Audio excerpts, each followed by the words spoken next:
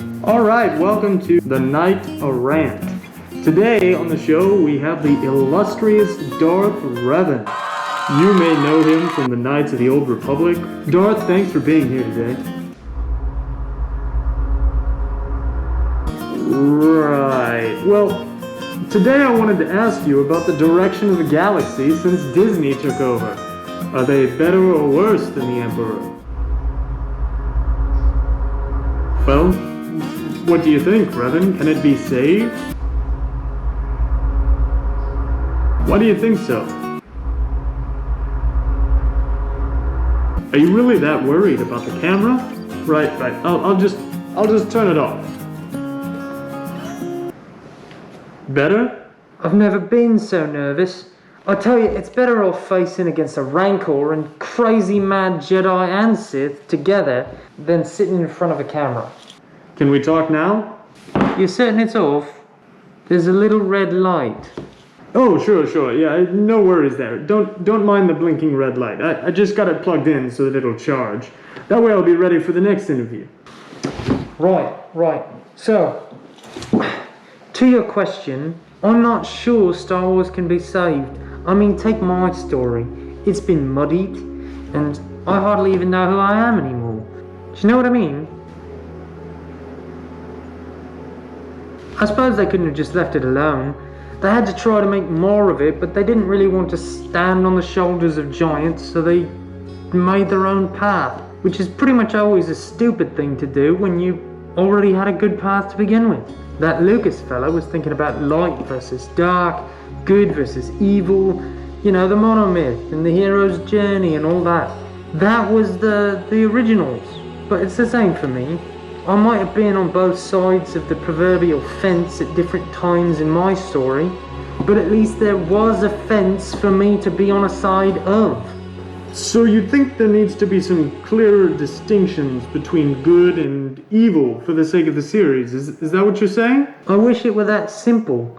Then again, maybe it is that simple. Take the Emperor.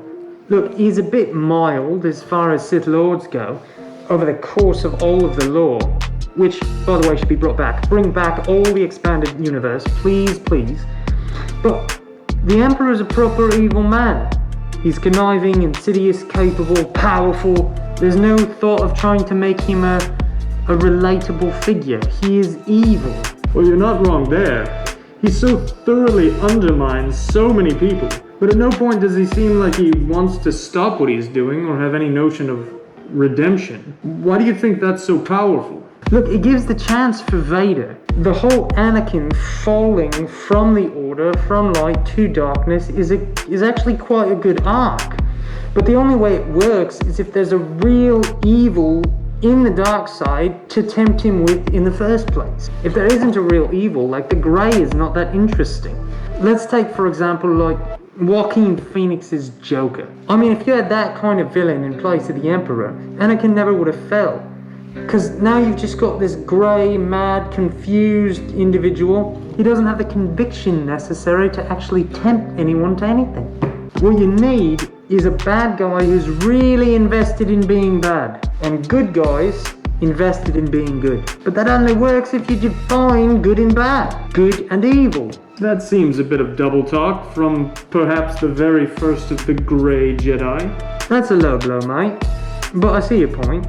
Look, what's funny is that the Jedi aren't the good in this case. At least not as a whole order, some individuals maybe. Heck, their whole notion of balance is insane. It was wipe out all the Sith. Well, that doesn't make any sense. In that sense, Anakin actually did bring balance to the Force. I mean, honestly, he starts with hundreds of Jedi and a couple of Sith and ends with 2 Jedi and 2 Sith. Yeah, it sounds like balance to me. Now, the counterpoint to the Emperor's evil isn't the Jedi Order, but the goodness of Luke and eventually Vader himself. You're saying that the Jedi aren't really the balance point, but the character of the hero. Just so. Orders never work out right anyway. Even the Sith have had our heroes. I'm one of them, maybe. It isn't about an order, but about the individual baddies. Too complicated to try to pit systems against systems. People don't really connect with that. Especially bureaucratic ones like the Jedi Order or the Empire. Everyone hates a bureaucracy, except for idiots. But weren't the rebels the good counterpoint to the evil Empire? The rebels are out of their flipping minds. They're a bunch of terrorists who don't like authority. The Emperor may be bureaucratic, but at least it's bringing some order to the galaxy. Also, if the rebels hadn't been so stupid, Alderaan would not have been destroyed. So yeah, those billions of lives are on their heads. Was that really worth it? I mean, especially after we consider what happened after the Empire fell. Power vacuum, new order, all sorts of problems, weird Kylo Ren dude. That sounds like something a Sith might say. Oh, come off it, Mandalore. Mandalore would have ruled the whole world if we or the Republic or anyone else had let them. Everyone wants order of some kind. That's a question of methods, not a question of intention. And who gets to sit at the top of the hierarchy? No such thing as a perfect system. Every utopia is a dystopia for someone else. And every dystopia a utopia. This is how it works, mate. There's no such thing as flat, total equality unless you just want everybody to be the same. Like, exactly the bleeding same. That's boring. It's like saying I'm gonna go for a draw and I'm just gonna color the whole page black. Well, I don't see anything. That's not drawing. Doesn't that undermine your whole point about having real evil to be the bad guy? If everyone is just talking about perspectives. Look, you're forgetting the most important part here. There's an external judge.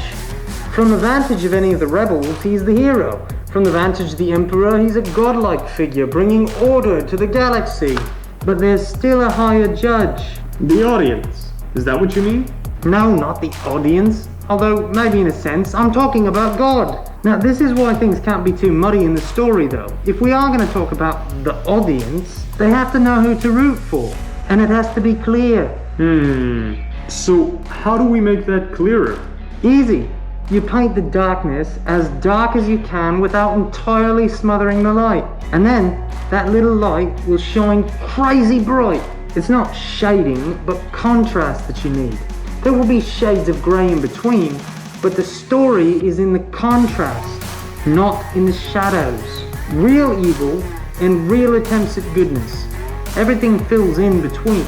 But if you don't have those, you just have a grey malaise and no story at all. Well, thank you so much for being here, Darth Revan. I really, really appreciate the time. Really, thanks for having me. It's good to chat, and maybe next time I'll get my gumption up and be able to do it in front of the camera.